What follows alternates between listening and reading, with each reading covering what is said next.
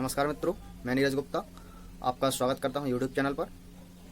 ये मेरा पहला वीडियो है, तो उम्मीद करता हूं आपको ये वीडियो अच्छा लगेगा और आपसे सहयोग भी प्राप्त होता रहेगा।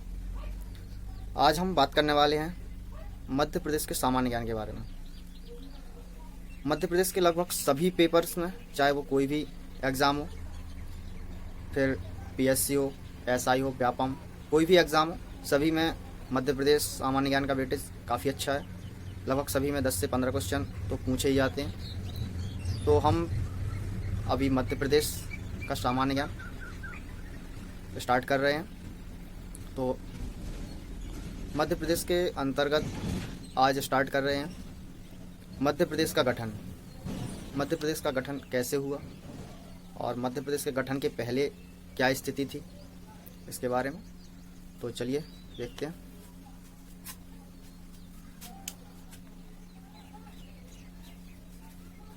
मध्य प्रदेश का गठन।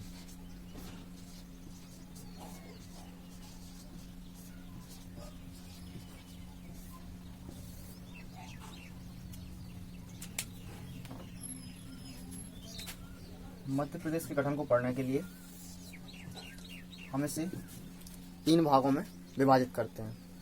कैसा? स्वतंत्रता से पहले मध्य प्रदेश, स्वतंत्रता के पश्चात मध्य प्रदेश और मध्य प्रदेश के गठन के बाद का मध्य प्रदेश। तो देखते हैं।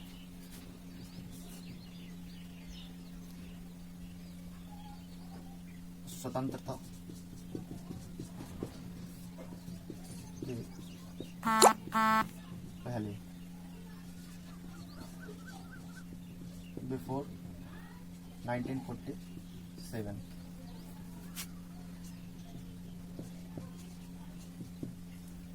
स्वतंत्रता के पश्चात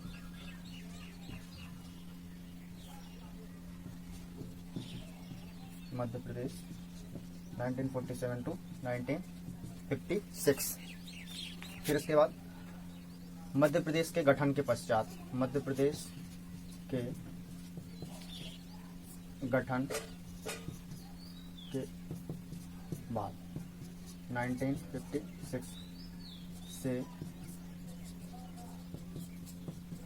अब तक। स्वतंत्रता से पहले, थोड़ा पहले हम इसको देखते हैं। स्वतंत्रता से पहले, स्वतंत्रता से पहले भारत, संपूर्ण भारत 2 भागों में या 2 भागों में विभाजित था।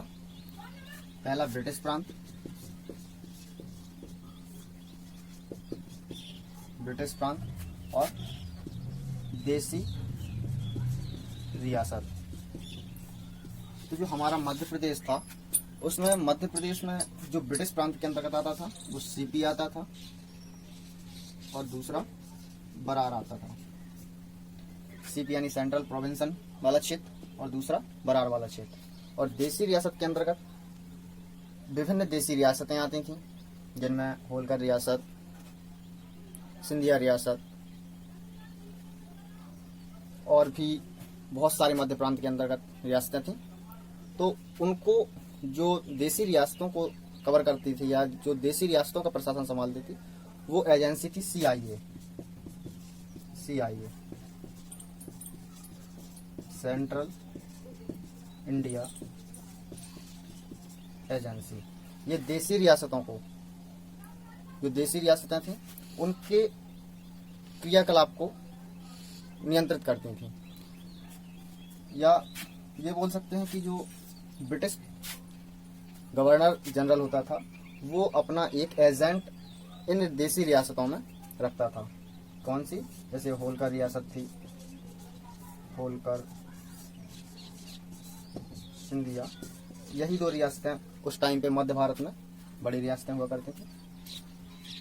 तो उनके एजेंट के रूप में गवर्नर जनरल या ब्रिटिश शासन के एजेंट के रूप में जो एजेंसी वर्क करती थी, जो कि देसी रियासतों के लिए उत्तरदायी थी, वो थी सीआईए। ठीक। तो इन 2 रूपों में उस टाइम पे या स्वतंत्रता से पहले मध्य प्रदेश संचालित होता था। फिर इसके बाद बात करते हैं स्वतंत्रता के पश्चात मध्य प्रदेश। स्वतंत्रता जब मध्य प्रदेश भारत को ब्रिटिशर्स से स्वतंत्रता प्राप्त हो गई या इंडिपेंडेंट हो गया भारत, तो उसे 4 हिस्सों में या 4 भागों में विभाजित किया गया प्रशासनिक दृष्टि से। Part A, part B, part C और पार्ट डी। पार्ट ए में वो क्षेत्र थे जो पहले सीधे तौर पर ब्रिटिश शासन के अधीन आते थे, ब्रिटिश प्रांत। इसमें पार्ट बी के अंतर्गत देसी रियासतें आती थीं, देसी रियासत को शामिल किया गया। और पार्ट सी में ब्रिटिश प्रांत और देसी रियासतों दोनों को शामिल किया गया था। ब्रिटिश प्रांत प्लस देसी रियासत। और चौथा पार्ट, ये द्वीप क्षेत्र थे, भारत के द्वीप क्षेत्र।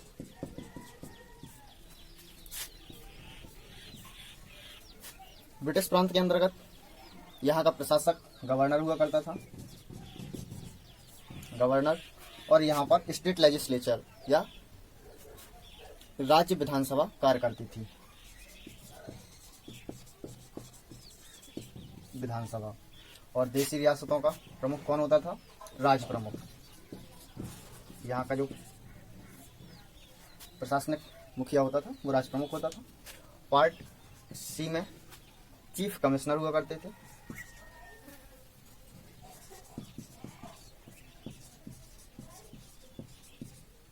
Chief commissioner. और द्वीप क्षेत्रों में भारत सरकार द्वारा नामित राज्यपाल या गवर्नर, गवर्नर राष्ट्रपति द्वारा नामित। अब हम कुछ क्षेत्र देख लेते हैं, कौन कौन से क्षेत्र थे वो। ब्रिटिश प्रांत के अंतर्गत संयुक्त प्रांत,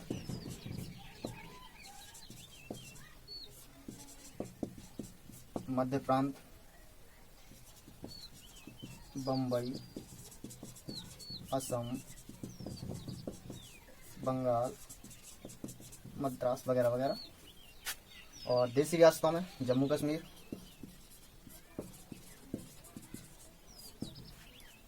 हैदराबाद, मध्य भारत,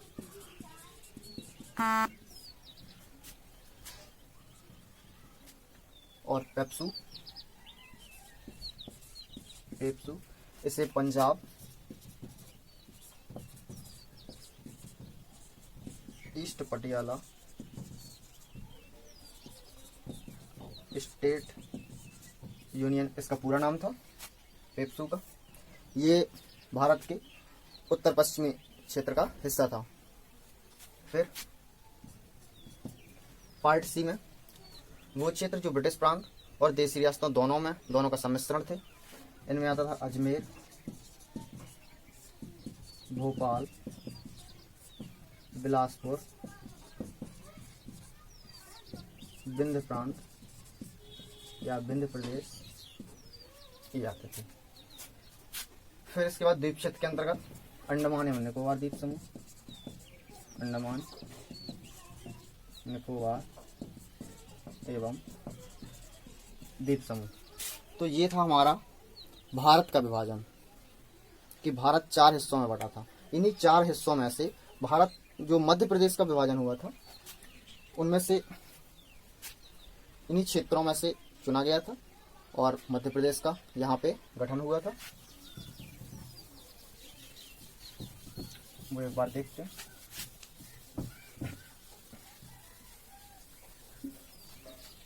मध्य प्रदेश के अंतर्गत पार्ट ए, पार्ट बी और पार्ट सी क्षेत्र आता था। क्योंकि जो पार्ट डी क्षेत्र था वो द्वीप क्षेत्र था, तो मध्य प्रदेश का ऐसा कोई भी क्षेत्र नहीं है जो द्वीप क्षेत्र में आता हो।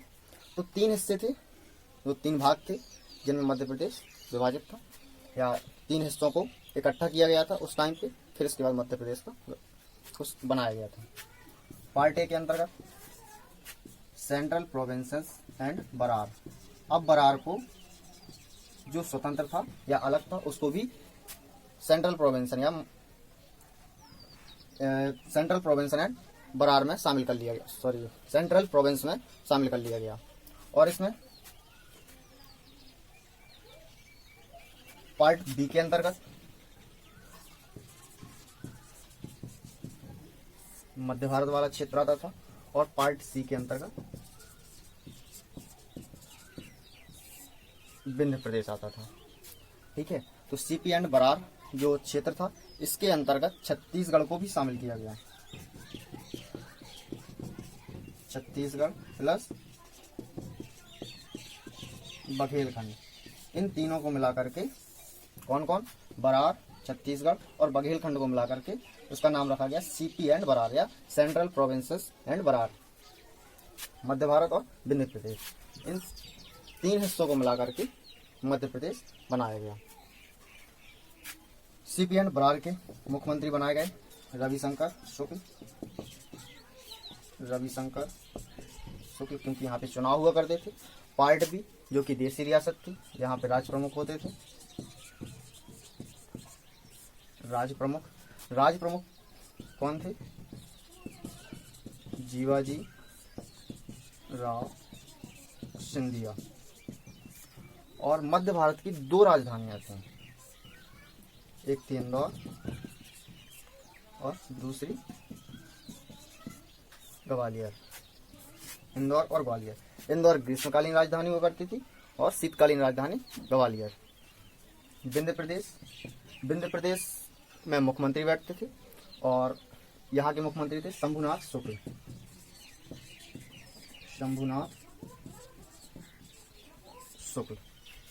और इसी क्षेत्र में भोपाल रियासत को भी शामिल किया गया था।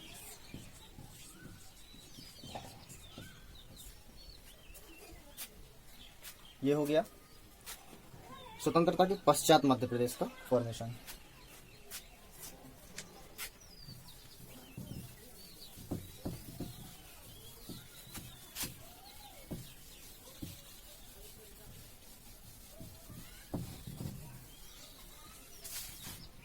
अगर अब इसको हम मैप में देखें तो ये लगभग इस टाइप से था।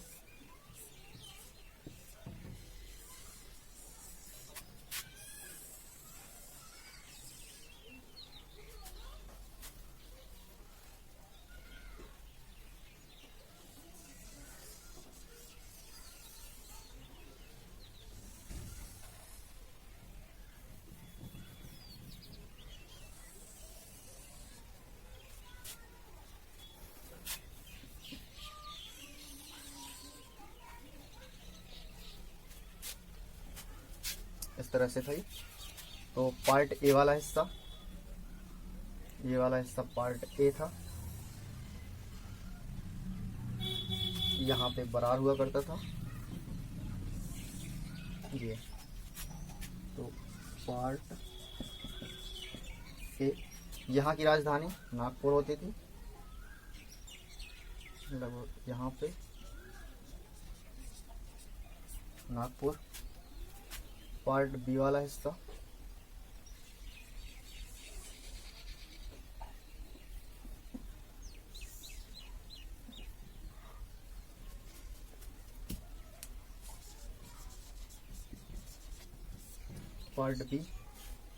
पार्ट बी की राजधानी इंदौर और ग्वालियर। यहाँ के प्रमुख के बारे में बता चुका हूँ। पार्ट सी की राजधानी रीवा।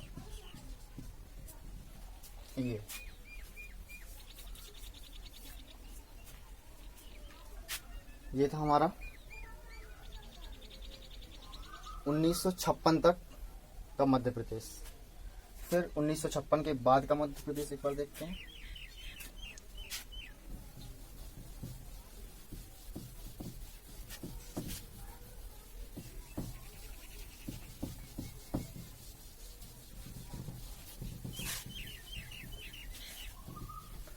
उन्नीस 1948 में जब भारत जब भारत में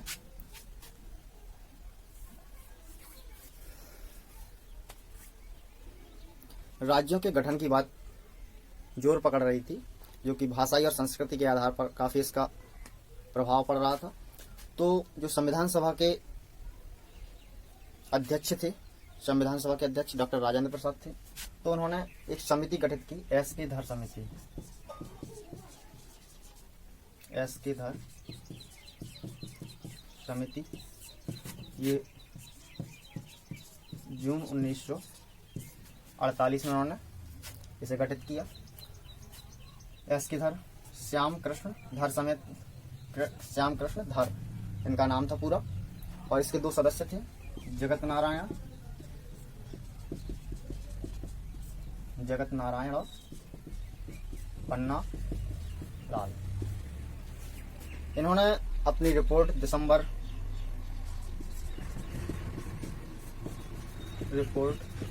सौंपी दिसंबर 1948।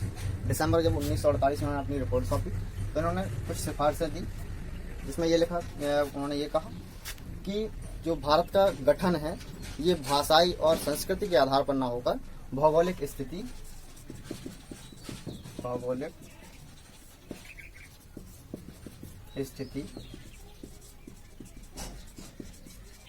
प्रशासनिक सुविधा,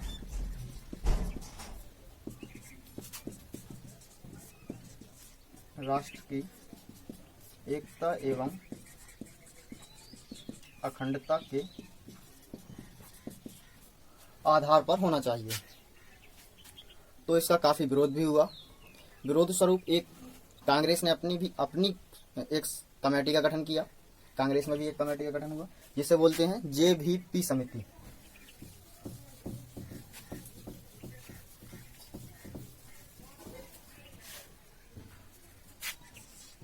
JVP समिति, इसका गठन 1948-49 में हुआ।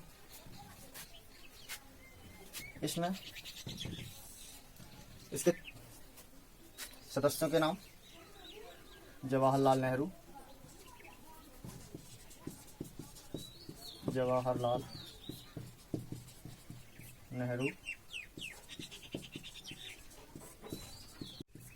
और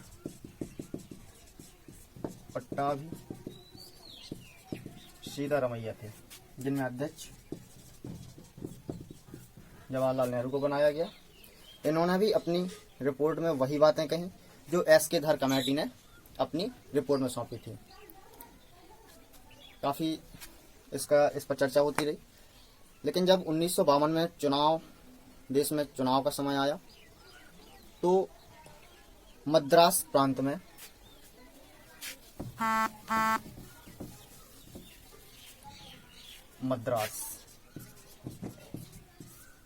मद्रास प्रांत में तेलुगु भाषी समर्थकों ने अलग से तेलुगु राज्य आंध्र प्रदेश के गठन की मांग करना प्रारंभ कर दिया। क्योंकि मद्रास एक बहुभाषी राज्य था, जिसमें तमिल, तेलुगु, कन्नड़ और मलयाली विभिन्न भाषाओं के समुदाय के लोग रहते थे। तो जो वहाँ पे मेजॉरिटी थी, वो थी तेलुगु भाषी तेलुगु समुदाय की। तो इन्होंने अपनी अलग मांग करना प्रारंभ कर दिया, और इनके प्रमुख नेता थे श्री पोट्टी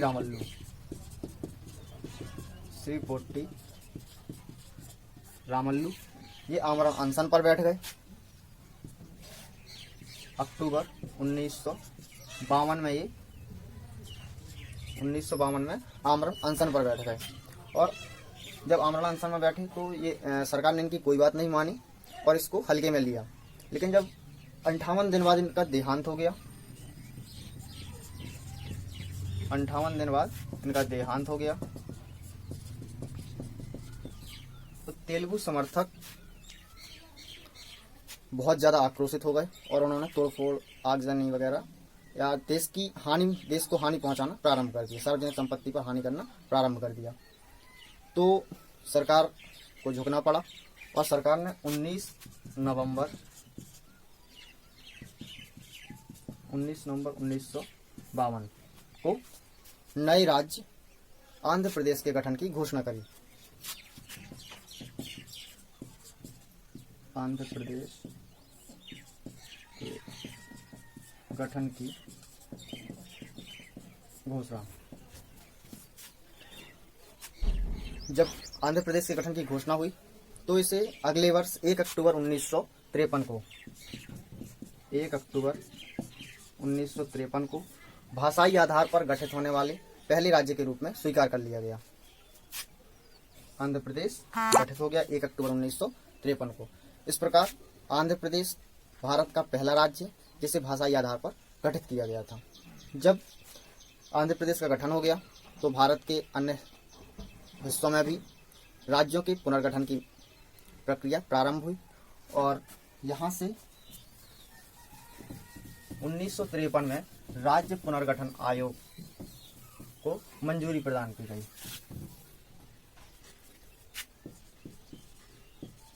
राज्य पुनर्गठन आयोग, इसे 22 दिसंबर 1953 को गठित किया गया। इसे SRC भी बोलते हैं, स्टेट रीऑर्गेनाइजेशन कमीशन। और इसके अध्यक्ष लगभग सभी को पता है कि अध्यक्ष थे इनके फजल अली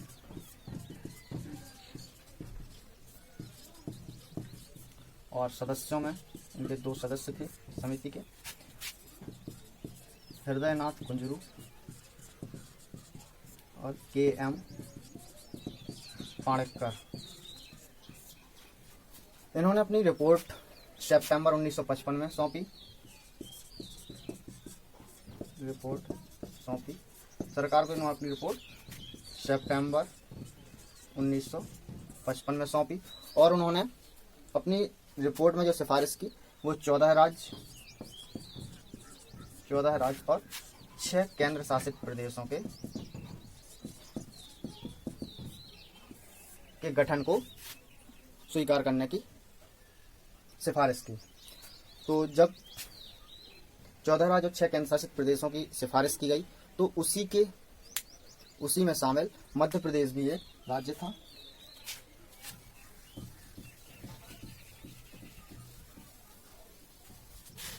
जिसे 1 नवंबर 1956 को मध्य प्रदेश का गठन किया गया। अब मध्य प्रदेश में कौन कौन से क्षेत्र शामिल किए गए वो एक बार देखते हैं हम लोग।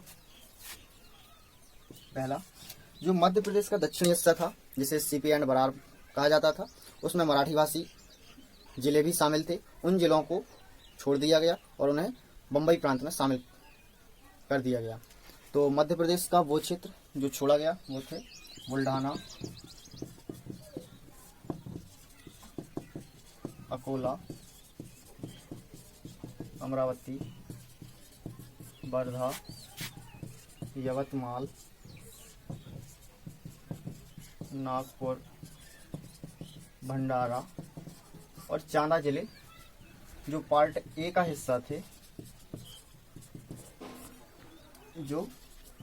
हिस्सा थे, इन्हें बम्बई प्रांत में मिला दिया गया।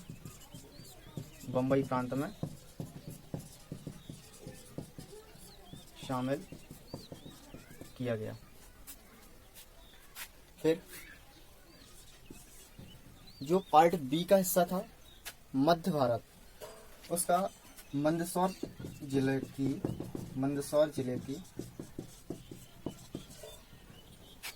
का एक गांव था सुनील टप्पा,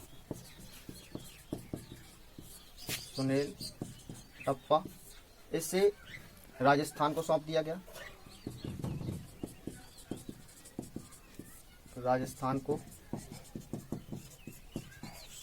गया। जो कि पार्ट बी हिस्से में आता था। फिर पार्ट बी में ही था राजस्थान पार्ट बी में राजस्थान के कोटा जिले की एक तहसील थी सिरोंज को विदिशा जिले में शामिल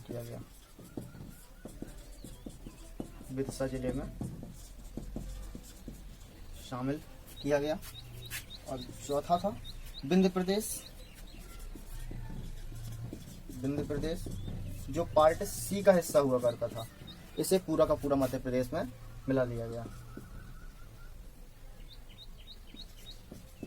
पूरा का पूरा या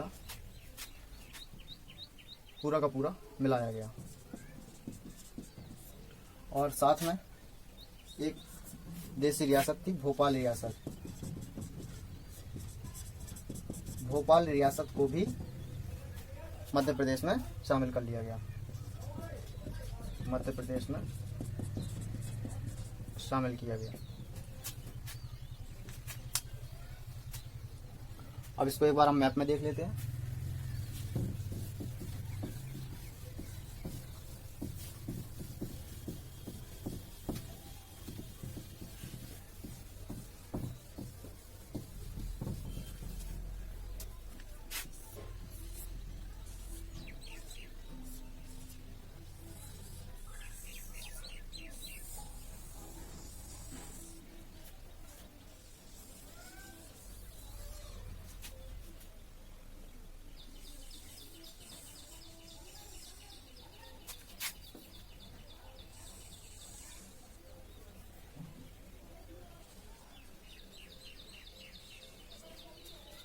ये जो क्षेत्र है, इसमें पार्ट ए वाला हिस्सा ये वाला हुआ करता था। तो इसके जो नीचे वाला क्षेत्र जो मैंने अभी छोड़ा हुआ है, ये वाला क्षेत्र,